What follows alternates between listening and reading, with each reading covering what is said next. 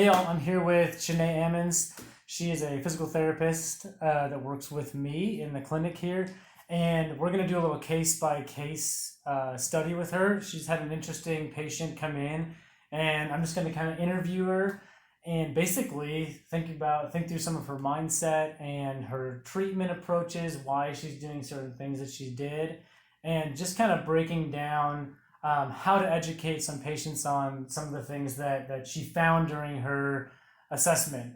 So we're just going to kind of dive in. This is kind of our part two of our case by case series. So this case, I'll just kind of preface it, was um, came into the clinic with a diagnosis of plantar fasciitis. So I'll let Shanae kind of dive into a little bit more of the demographics and kind of how the patient presented and go from there. So, yeah, tell us a little bit more about this particular patient, if you don't mind. Yes. So this patient came in. She's middle-aged Caucasian woman.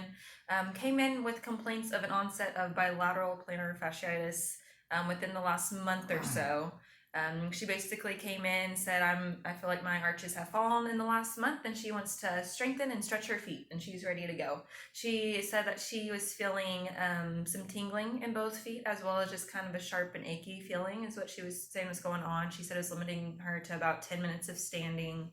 And maybe walking a mile, maybe. And with her lifestyle, as she is required to walk a lot, do a lot. She does a big history of some injuries, car accidents, stuff like that, that has other issues up the chain as well. And so came in basically saying my feet hurt, but I'm ready to do some stretches and some strengthening for both my feet because it's pretty limiting as far as what she can do daily. Okay. And just kind of diving in there a little bit. So you hear this information, and in your mind, you have a set of testing you're going to do to determine if it's going to be true plantar fasciitis or fasciopathy or however you want to call it. I mean, do you have in your mind where do you go with that information? So the first thing that I start to question is once they're saying pain came on both sides. So typically with plantar fasciitis, did we do anything that changed, all of a sudden changed footwear, anything like that, anything drastic, any injuries, diving into some of those histories. And there really wasn't anything recently or within the last month that had changed. So and her too saying it's on both sides, that made me question things a little bit differently based on my experience in seeing that more unilateral versus bilateral for a true presentation.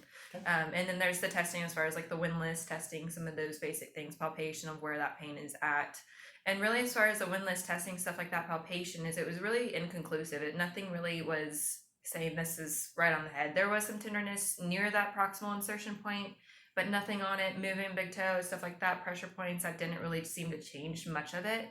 Especially as in regards as doing more testing. So I started looking more up the chain to see if there are other presentations, and that's where we really started seeing some more changes. Okay. And that's pretty typical, we like to make, really the biggest things that we find that dictate plantar fasciopathy are where the pain is located, if it is an onset due to recent activity changes and things like that, like Shanae was saying.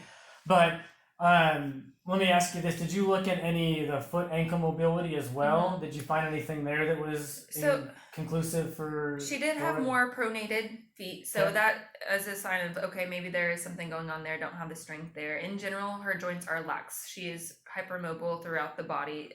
That tends to be more of her body type. So she is more lax throughout the body. She's gymnastics. Her feet go all different types of ways. So there is some stuff structurally at the foot that we were looking at, but hypermobile in general. Overall, the strength of her feet were better though.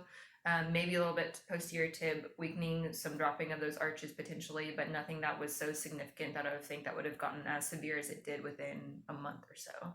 Right. I would think if someone is structurally flat foot, they've probably been dealing with that for a long time, but since it was more of this kind of more insidious sudden onset that I think you have to question, like you did, accordingly, what's going on. So at this point, are you thinking still could be plantar fasciitis, or are you thinking potentially something else? And if so, what what is that you're kind of differentially diagnosing at this point? So at this point, there's nothing that was straight up, this is a plantar fasciitis case. I'm Mhm. convinced of it. I was thinking, I think there's more going on. And so that's where mentioned I started looking at some other things. So what I ended up doing is she wasn't complaining of really numbness tingling in the back of the legs, nothing in the back, really no back pain. But as soon as I had her just do typical bend over, do different lumbar motions, stuff like that, as she was pretty limited in lumbar flexion to about 50%. Side bending to the right was limited by about 50%, 75% or so going to the left. So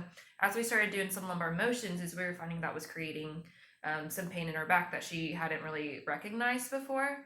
And then what we ended up doing is doing some nerve testing, because seeing occasionally that medial plantar nerve travels very close to that proximal insertion of the plantar fascia. So that can sometimes skew what we're seeing as far as, yes, that's tender. There's some just tenderness in that palpation area. So what I ended up doing is some straight leg raise. So what I had her do was straight leg raise both sides. Her left side, she got about 60 degrees or so. Right side was limited about 30 degrees. And anytime we were testing the nerve tension through there, she felt it in her foot. So without even changing the presentation of the foot, doing anything at the foot, she was saying that's creating my foot pain. And that's the same foot pain that she it was creating her foot pain. Yeah. Yes. And so without even really doing anything with the foot, is we were creating her symptoms. And so that's where we kind of went ahead and said, hey, let's treat this as more of a referral from the back nerve issue, and let's see what happens. And we can probably go into that here too, but she haven't really touched the foot, and it's reduced out of her left foot, nothing in the left side.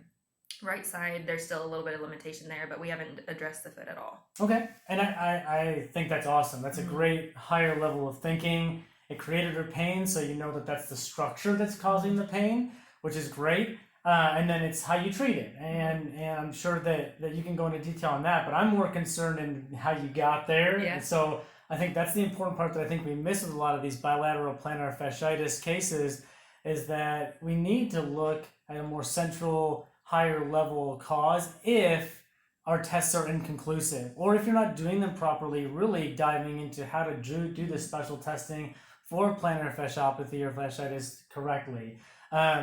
So I guess in the end, in your mind, Shanae, you got, and you said the patient's getting better, you're still treating them, so and you can expect, I think your expectation for healing is all right on target.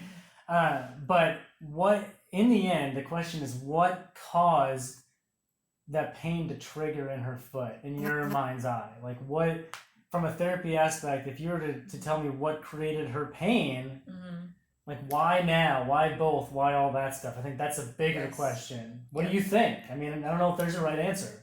And that's harder to narrow down of what is the one thing. And when I started looking at the lumbar motions, the movement that she's doing there, I went into doing some of the segmental testing, and her L5 is there's some hypermobility there. And it's more so than her general body. So which is, with her just being hypermobile in general, there's definitely more movement at L5, and just doing some motion there, not having the core activation, the control and stability, just by activating that, creating some stability through that area of the spine, is that changed her symptoms. So I would go down to saying, if it's anything, it's that hypermobility at L5, and she doesn't have the motor control to help with that, and she was just doing way too much, that she was getting fatigued, she was pushing through things, doing things that were just outside of her level of activity and what she could tolerate, and then she just kept pushing through, and that's where her body just didn't have the strength to maintain that.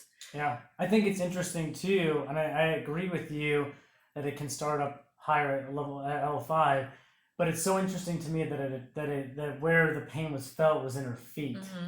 You know, and I know L5 kind of equates to a heel pain type of thing, which makes sense in this case.